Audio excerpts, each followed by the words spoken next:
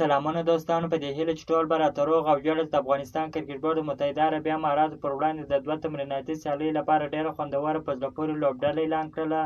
کرکټ بورډ په دغه 18 کسیزه لوبډله کې د حشمت الله شهیدي تر لوبډلمشرۍ لاندې نن د جمعې په ورځ متحده عربي اماراتو ته ولاړله. په دغه نوملړ کې اکرام علیخیل، اسحاق رحماني وکټ ساتونکي دي، ابراهیم ځدران، ریاض حسن، احمدشاه زرمتی، درویش رسولي، بهیرشاه محبوب، ګلبدین نیب، عظمت الله عمرزی، شرف الدین اشرف، قیس احمد، عبدالرحمن رحماني، فرید احمد ملک، امین احمدزی، بلال سمیع، ضیاءالرحمن اکبر شامل دي. ټاکل شوې ده چې لومړۍ لوبه د سپتمبر میاشتې پر 25مه نیټه ترسره شي او دویمه لوبه د سپتمبر میاشتې پر 28مه نیټه ترسره شي. د دې په حیث به د افغانستان کرکټ بورډ د شلاوریزو لوبو لپاره هم لوبډله اعلان کړي. که مو چیرې دغه ویډیو خوښ شوی ده په چینل کې نوی یاست نو حتما موږ چینل هم درسره سبسکرایب کړئ. که مو د فیسبوک پیج تر اوسه نه یې فالو کړی نو حتما موږ فیسبوک پیج هم درسره فالو کړئ. تر بلې ویډیو پورې د الله په امان.